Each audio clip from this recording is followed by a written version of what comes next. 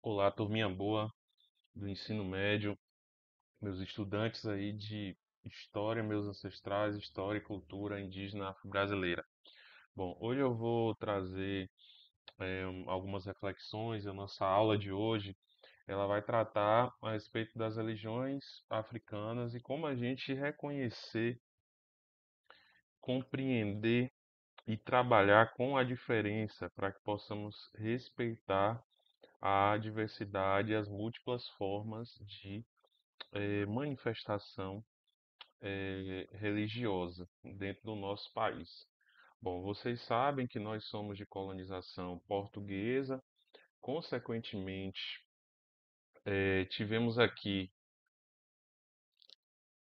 por conta da escravidão, exploração de seres humanos, pessoas vindas da África e pessoas essas que tinham essa, essa, esse tratamento ruim, diferencial de ser explorado mesmo enquanto seres humanos, enfim, tratados como objeto, mercadoria e assim segue. E uma das coisas que eh, a influência colonial trouxe de mazela, de violência para os africanos que aqui vieram, foi justamente o massacrar, a tentativa de apagar, de borrar a religião dessas pessoas. Isso não foi feito só com os africanos, mas também com os indígenas. A Igreja Católica era um poder dentro daquele modelo, nesse modelo que sai do feudalismo e instaura o absolutismo, enfim, duas grandes forças, né, era a nobreza e a Igreja Católica. Por conta disso, o rolo compressor mesmo, né, a prática inescrupulosa de não respeitar a religião dos indígenas e dos africanos. E aí muito se perdeu com isso, mas ao longo do tempo, e também com o advento da abolição da escravatura, e mesmo durante o período da escravatura, os escravos encontravam maneiras de desenvolver a sua crença, a sua religião. E aí hoje a gente vai conhecer um pouquinho delas, falar também a respeito do que é racismo religioso, formas de enfrentar se alguém for vítima. Então é preciso tomar muito cuidado com esses comentáriozinhos infelizes que a gente faz com o colega, esses comentáriozinhos infelizes que a gente faz no dia a dia, dentro e fora da sala de aula, porque nós podemos ser responsabilizados. Mas vamos lá, devagarinho, para poder entender essas questões em relação a religiões africanas. A gente vai falar sobre essas religiões, as tradições, os ritos, as influências culturais. Tudo isso é importante para a gente entender a formação realmente, a real formação do nosso Brasil, e o que tem de herança africana nesse nosso cenário e na cena do mundo. Então vamos lá, minha gente. Bom, das religiões africanas, eu vou destacar aqui e que tem influência africana, na verdade, né? O candomblé e a umbanda. Tem também o vodou ou vodum, mas essa eu confesso que tenho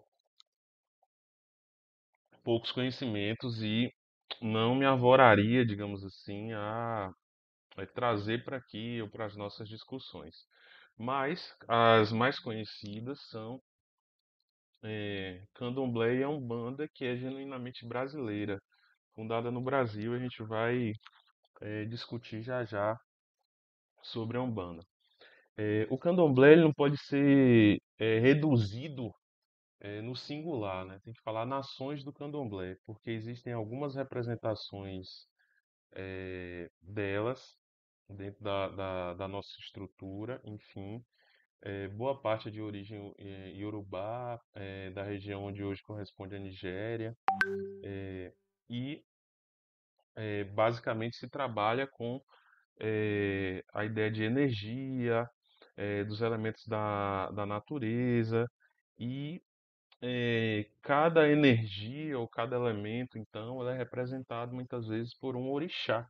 E aí, orixá tem um sentido de divindade para os africanos. Então, não é demônio, porque a gente não está lendo a partir da Bíblia. E vale ressaltar que, diferente do islamismo, que tem um livro, ao Corão, ao cristianismo, que tem um livro, a Bíblia, essas religiões, as indígenas também, elas são muito pautadas na verbalização, na oralidade. Então, é, o que se aprende é passado de geração em geração, de forma ancestral, porém não tem lá um livro escrito. Então, quando a gente se refere a coisas da religião do outro, eu tenho que tentar desenvolver um nível de escuta. E aí, escutar é diferente de ouvir, viu, minha gente? Eu tenho que desenvolver um nível de escuta para tentar compreender a partir daquilo que a pessoa está me trazendo. E não tentar fazer uma adequação à minha religião, à Bíblia, enfim, porque eles não leem dessa forma, eles não conhecem dessa forma, em que pese acreditar no Deus de cada nossa visão de cristianismo, enfim. E aí, orixá, então, são divindades ligadas a elementos da natureza. A gente fica com esse conceito, né, mais simples para poder compreender. E aí, o candomblé, a gente vai fazer três divisões, né? A nação Queto, que é o mais conhecido, eh, foi fundado na Bahia pela princesa de Queto de Oiô, que chegou aqui com os navios negreiros. Todos os orixás da nação Queto, né, que é uma linha do candomblé de origem iorubá, é um idioma. Essa nação também possui a diferença ali na maneira como o atabaque é tocado, né, um instrumento. Também a questão das cores de cada orixá. E aí, quando a gente diz assim, Babalorixá, homem, e Alorixá, mulher, são lideranças, são sacerdotes, sacerdotisas dessa nação Queto. Depois nós temos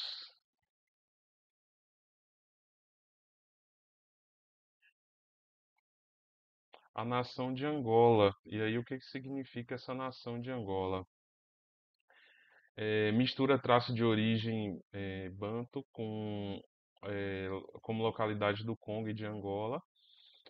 Vai ter força então dentro dos escravos que vêm dessa região, né? Dialeto Kikongo e Kimbundo. E aí nessas estruturas, tem palavras que o pai de santo é chamado de Tatanikse e a mãe de santo é chamada de Mametunix.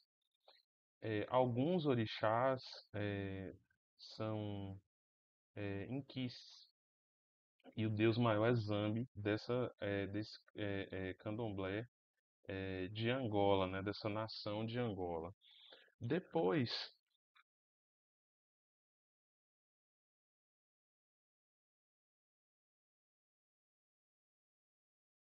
nós temos o GG, que não apareceu aqui, o Ijexá, que é também uma.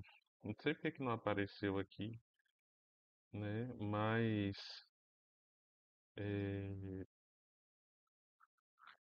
falar um pouquinho da nação GG aqui. É, principalmente no estado do Maranhão, espalhou-se pelo Nordeste como Bahia e Pernambuco. Os orixás são chamados de Vodum, que é o deus maior, e o deus maior, no caso, é, é Mau, a lua, no caso. Mas o GG é pouco difundido, tem pouca difusão dentro da nossa estrutura. Bom, vamos falar é, de é, divindades ou os orixás dentro dessa perspectiva do candomblé. Para começo de conversa, é, Olodumare, ou então Oloxumare Janaína, como canta lá a música, que é o Deus do universo, né? O Deus maior, o Deus do universo, a divindade maior, né? Para o candomblé. A figura do Exu, que guarda muitas polêmicas, é, pessoas que não têm conhecimento fazem associações que não correspondem com o sentido de Exu para as religiões africanas. Nós temos uma diferença do Exu para o Candomblé e o Exu para a Umbanda. O Exu para o Candomblé, ele é propriamente um orixá. Ele é um orixá mesmo. No sentido de guardião, tem um sentido de mensageiro, de protetor, enfim. E aí a saudação lá do Laroye, Exu, né? Eu te reconheço, eu te reverencio, Exu.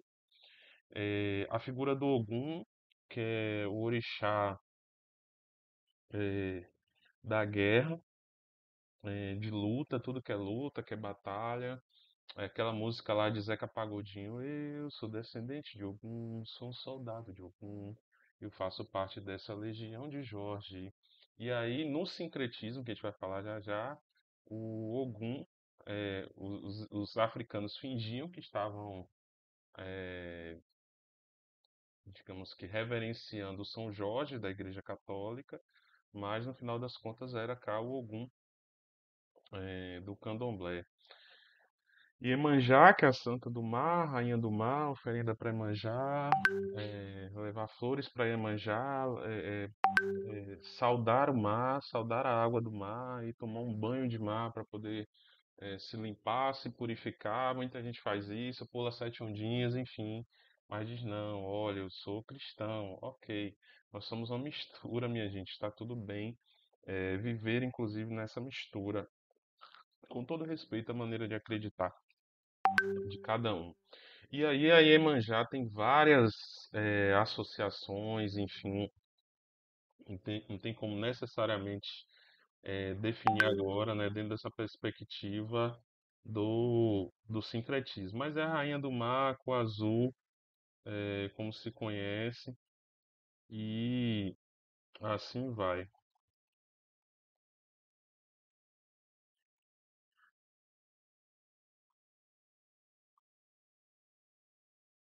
Só um instante.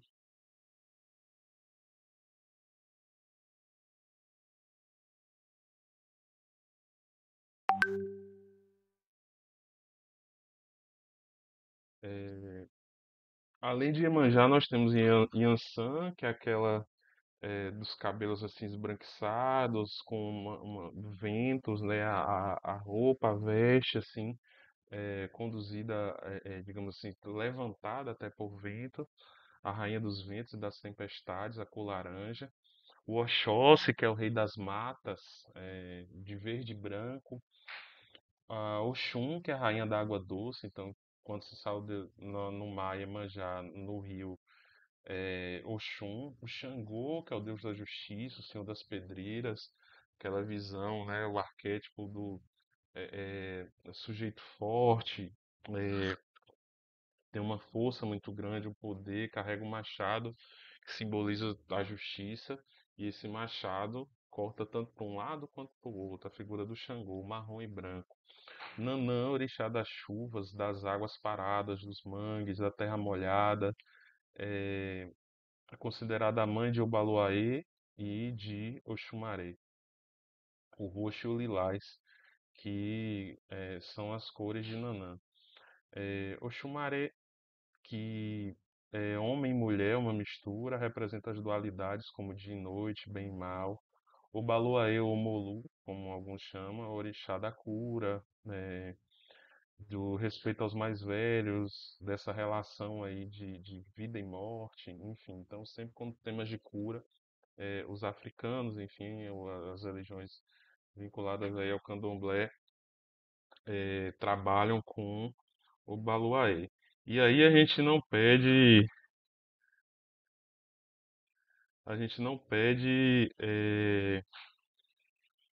que ninguém acredite, mas é, é preciso respeitar. E aí, ou seja, cobrar que você respeite não é nada demais.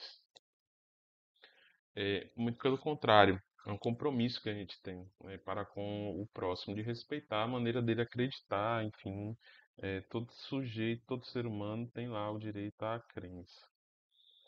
Vamos lá.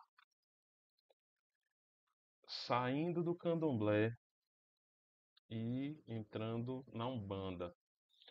Umbanda sincrética. Sincrético, pense aí, uma mistura, uma junção de visões, de variações, de olhares sobre uma certa discussão. Mistura então elementos africanos, indígenas e cristãos.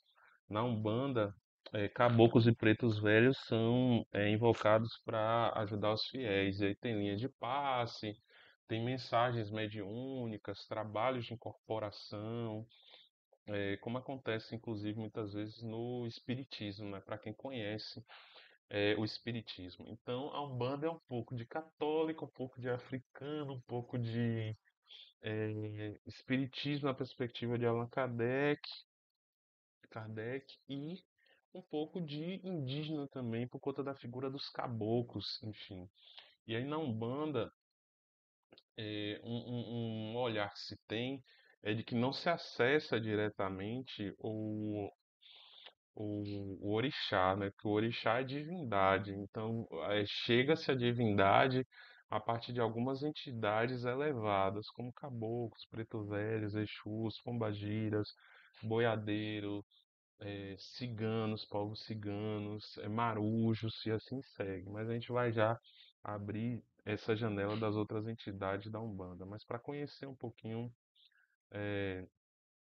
a Umbanda, possuem também alguns orixás, diferente do candomblé. Cá, o deus maior é Olorum.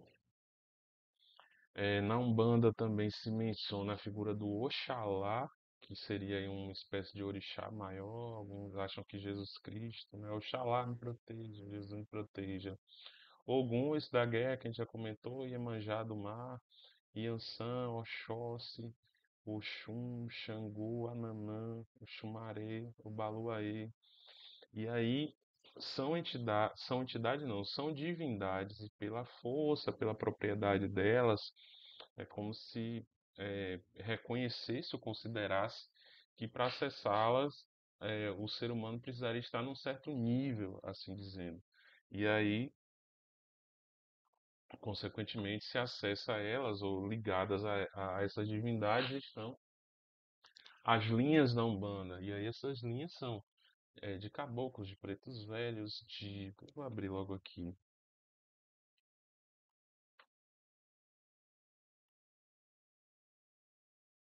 Pretos velhos, herês, exus, pombagiras, boiadeiros, ciganos, marinheiros, caboclos. E aí são espíritos elevados, espíritos superiores, espíritos mais desenvolvidos. E aí cada orixá, então, possui essas linhas, né? Cada divindade dessas, então, possui essas falanges que estão abaixo. E aí se acessa o orixá através desses assessores, né? Vamos colocar assim. Pretos velhos são negros é, de origem africana, entidades mais velhas ligadas a poder de oração, de cura. Espíritos são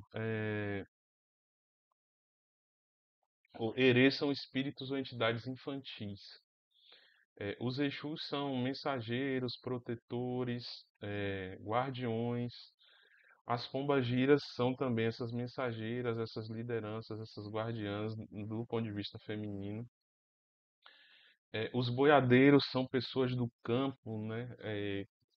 Aqueles que trabalhavam, né, no campo, no, no, no, no- no- estilo mesmo camponês, enfim, ligados à pecuária, o vaqueiro, né, coisa do vaqueiro. Os ciganos são espíritos dos astros, das luas, das cores, da liberdade, da alegria. É, a acepção que se tem de cigano é um povo desprendido, né, nômade, que está aqui, ali, acolá, nos diversos cantos, que sai andando, peregrinando, fazendo festa, cheio de fartura. São também, né, minhas entidades.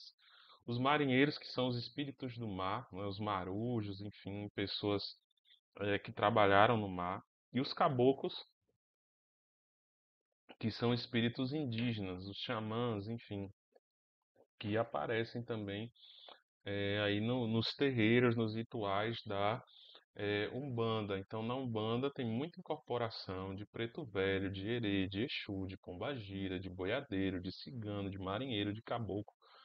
E é, essas linhas que são, digamos que, assessores dos orixás, quando chegam por meio das incorporações, trazem ou transmitem mensagens, então, das divindades, né, dessas estruturas de maior hierarquia, que são os orixás. Os rituais, e aí conjugando em ambas, né, no candomblé e na umbanda. Envolve momentos de conexão com o sagrado, o ritual de iniciação, marca a entrada do início da pessoa numa religião, passa um tempo recluso, né, dentro de um espaço, de um terreiro, fazendo preces, orações, oferendas, se conectando com o orixá, né, com o guia, com o regente, né, com o dono da cabeça, né, que a gente chama do ori. A cura, que são rituais específicos para tratar de doenças físicas e espirituais. E aí tem muita gente que nada contra, mas nega. Toma chá, toma banho de folha de erva, faz simpatia. Tudo isso, minha gente, é influência dessas religiões, dessa mistura, inclusive às vezes do candomblé, da umbanda, do modo indígena de cultuar, né, de acreditar nos elementos da natureza, na propriedade das plantas, na energia desses elementos na natureza.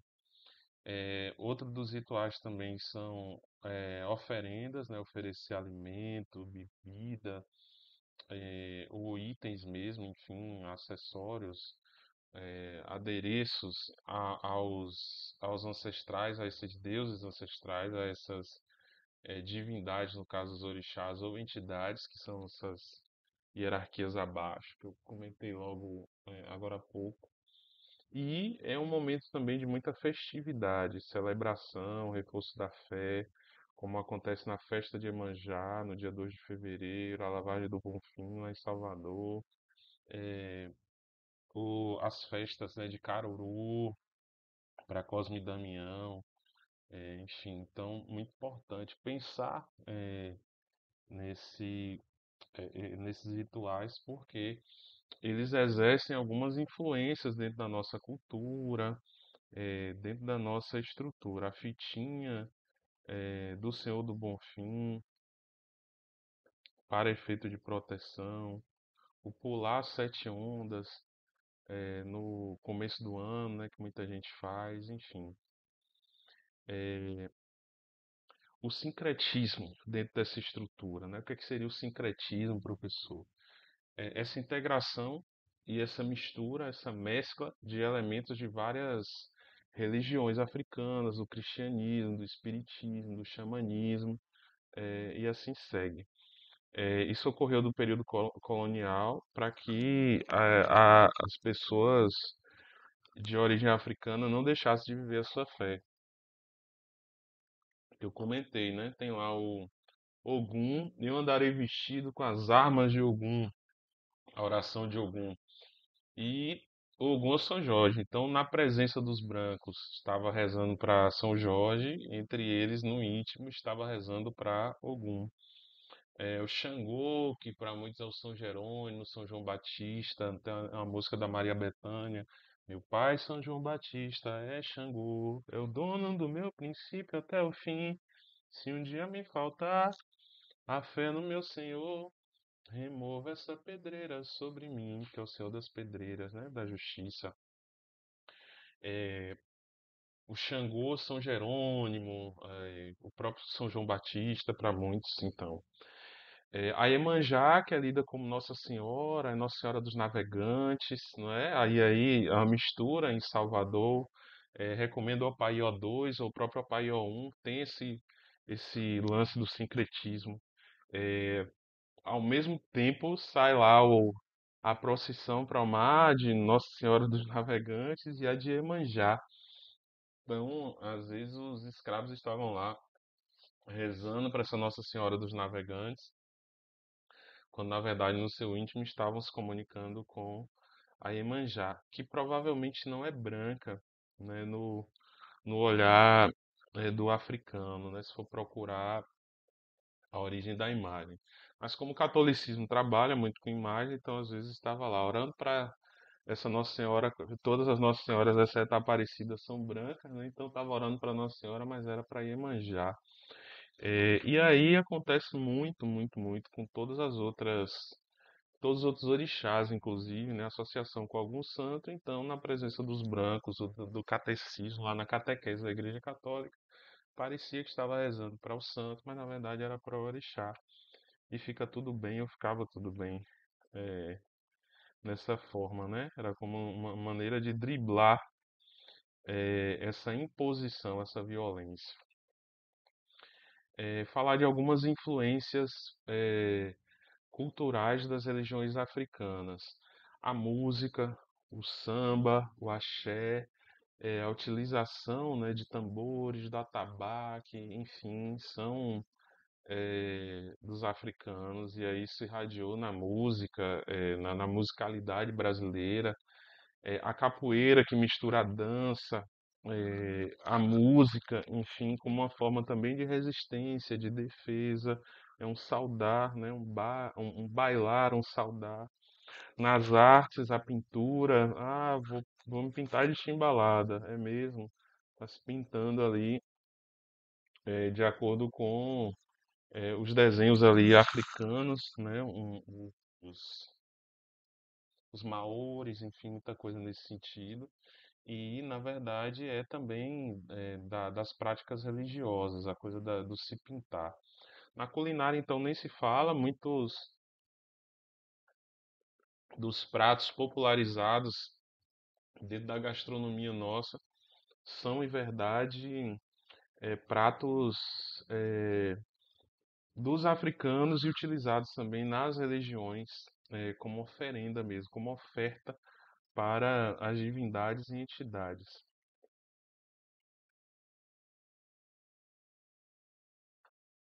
Então, muito importante, né? No dia a dia nosso, nós nos deparamos com essas influências.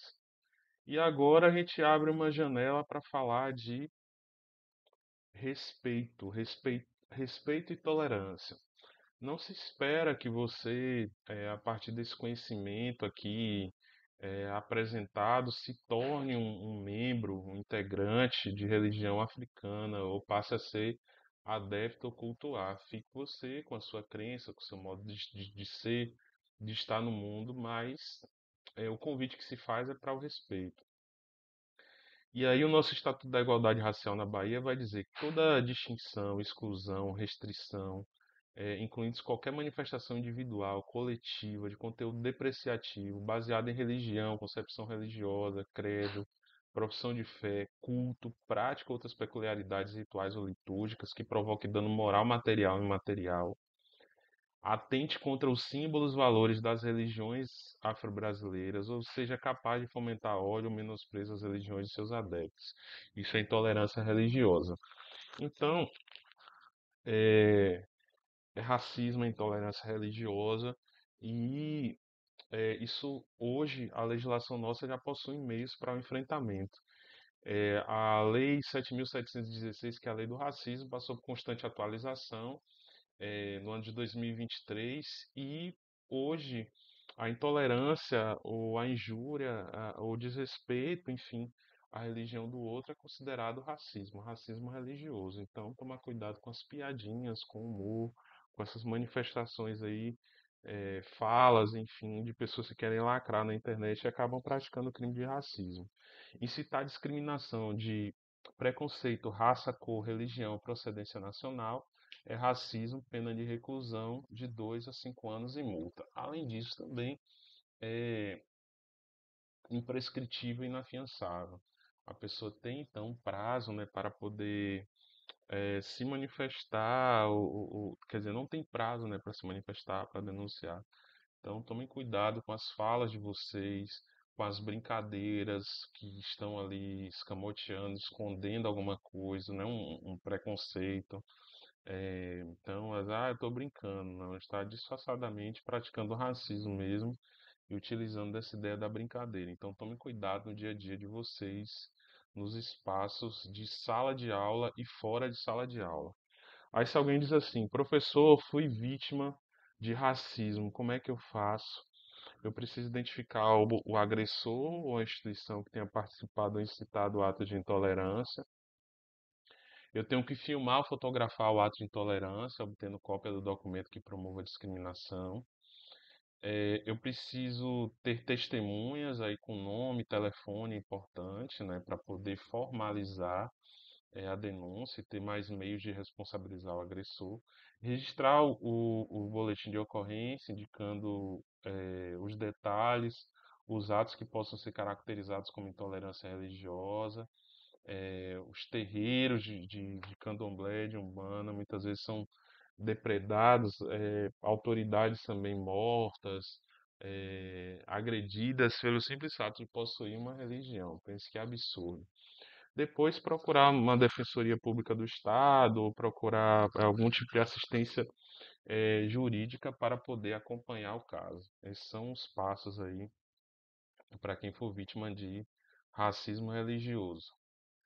Para fechar, é importante a gente pensar o seguinte: a religião é do outro, não é minha. Então, no que eu estou me ofendendo, né? Por que eu estou me sentindo ofendido, ou incomodado, digamos assim?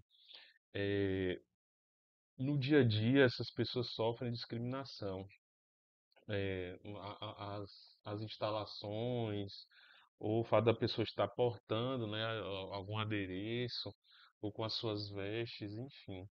É importante a gente pensar no respeito, na tolerância, que significa reconhecer e valorizar essa diversidade e não é passar a fazer parte ou ser um adepto. Ninguém está lhe convidando você para ser um adepto ou adepta, muito pelo contrário.